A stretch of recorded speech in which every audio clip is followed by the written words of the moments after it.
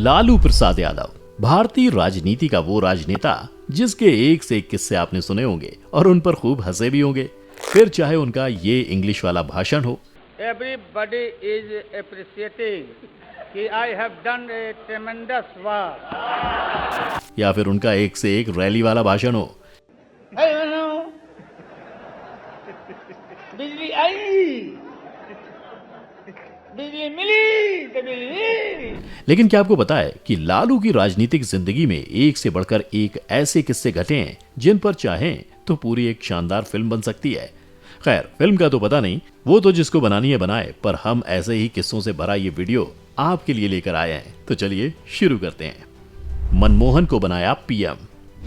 अपनी आत्मकथा में लालू यादव ने बताया कि 2004 में उनकी मंजूरी के बाद ही मनमोहन सिंह प्रधानमंत्री बने थे। जी हाँ, आपने सही सुना। उन्होंने लिखा है, मेरे पास राजद के 22 सांसद थे। मेरा मानना था कि अगर सोनिया जी प्रधानमंत्री बनती हैं तो यह मेरी विचारधारा की बड़ी जीत होगी। ऐसा इसलिए क्योंकि चुनाव प्रचार के दौरान विरोधियों ने सोनिया जी के लिए गलत शब्दों का प्रयोग किया था। मैं उनके अलावा किसी और के नाम को स्वीकार नहीं करना चाहता था। जब उन्होंने मुझसे कहा कि डॉक्टर मनमोहन सिंह को प्रधानमंत्री के रूप में स्वीकार कर लूं, तो मैंने उन्हें मना कर दिया। इस घटना के बाद वो मनमोहन सिंह के साथ मेरे आवास पर आईं और मना करने की वजह जानने की कोशिश की, लेकिन मैं चाहता था कि सोनिया जी ही प्रधानमंत्री बने। उनके दोबारा अनुरोध करने पर मैंने दुविधा को दूर करते हुए उनके आग्रह को स्वीकार किया और इस तरह से मनमोहन सिंह प्रधानमंत्री बने। आडवाणी से निभाई दोस्ती। लालू की आत्मकथा में इस बात का भी जिक्र है कि कैसे उन्होंने 1990 में रथ यात्रा पर निकले भाजपा के वरिष्ठ नेता लाल कृष्ण आडवाणी को गिरफ्तार कराया था। आत्मकथा में वह लिखते हैं कि नजरबंद रहने के दौरान आडवाणी ने मुझसे अनुरोध किया कि वह पत्नी कमला आडवाणी से बात करना चाहते हैं। यूं तो यह एक मानवीय अनुरोध था, लेकिन मेरे लिए यह अनुरोध एक दुविधा की तरह था, क्योंकि अगर वो बात करने के दौरान पत्नी से कुछ राजनीतिक बातें साझा कर देते तो इसके नतीजे भयावह हो सकते थे। इसलिए मेरे सहयोगियों ने मुझे उनकी बात ना मानने की सलाह दी थी, लेकिन मैंने फैसला लिया कि पत्नी से उनकी बात कराऊंगा। इस तरह मैंने हॉटलाइन की व्यवस्था की और दिन में 2 बार पत्नी से उनकी बात कराता था। लालू कैसे बने लालू? लालू यादव का यह नाम कैसे पड़ा, इसका एक किस्सा काफी पहले उनकी बहन गंगोत्री देवी ने बताया था। उन्होंने कहा कि बचपन में लालू यादव काफी हष्ट-पुष्ट थे, रंग गोरा था और गठीले शरीर वाले थे। वह अपने सभी भाइयों में सबसे छोटे थे, इसलिए पिता ने उनका नाम लालू रखा। अब ये तो सिर्फ महज कुछ किस्से थे। बाकी के किस्से के लिए आप उनकी जिंदगी को देखिए और उसमें सुनिए, ताकि आपको सब कुछ लाइन में समझ आ जाए। इसलिए अब शुरू से शुरू करते हैं। गोपालगंज के फुलवरिया में लालू का जन्म हुआ। उनके पिता कुंदन राय दूध बेचते थे। लालू भी बचपन में मां मरिचिया देवी के साथ घर घर जाकर दूध बांटा करते थे। अब गांव में ज्यादा कुछ था तो नहीं, तो 1966 में शहर में बड़े भैया के पास पढ़ने चले गए। भैया पटना के बिहार वेटनरी कॉलेज में चपरासी थे। कॉलेज के ही सर्वेंट क्वार्टर में रहते थे।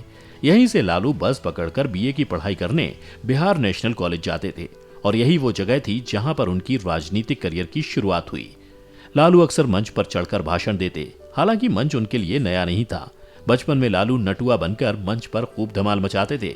नटुआ मतलब वो लड़का जो लड़की के वेश बदलकर नाचता गाता हो। यानी लालू को लोगों को मोहने का तरीका बचपन से ही आता था। अगले साल ही लालू पटना यूनिवर्सिटी की स्टूडेंट यूनियन के जनरल सेक्रेटरी बन गए। 1970 में लालू का ग्रेजुएशन पूरा हो गया और लालू स्टूडेंट यूनियन के अध्यक्ष पद का चुनाव हार गए।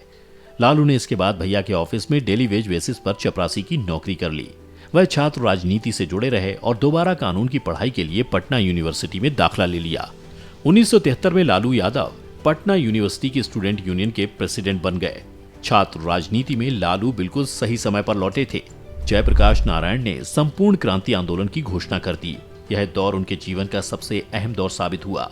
लालू आंदोलन में शामिल हो गए। छात्र राजनीति में पकड़ रखने वाले लालू जेपी की भी पसंद बन गए। हालांकि कई लोगों का कहना है कि ये प्यार उन्हें ऐसे ही नहीं मिला था, बल्कि एक बार जेपी को बचाने के लिए बुरी तरह जख्मी भी हो गए थे। जेपी के खास होने की वजह से आपातकाल की घोषणा के बाद लालू पुलिस के रडार पर आ गए। पुलिस उन्हें ढूंढते हुए उनके ससुराल तक पहुंचने लगी। एक बार जब लालू को पुलिस पकड़ने पहुंची तो लालू पुलिस जीप पर चढ़ गए। कुर्ता फाड़कर जोर जोर से चीखने लगे। उनके बदन पर पुलिस के डंडों के निशान बने थे। कहते हैं देखने वालों के दिमाग में ये दृश्य छप गया और आपातकाल के बाद 1977 में लोकसभा का चुनाव हुआ। लालू को जनता पार्टी की ओर से छपरा से टिकट मिला। लालू जीत गए और इतिहास रच दिया।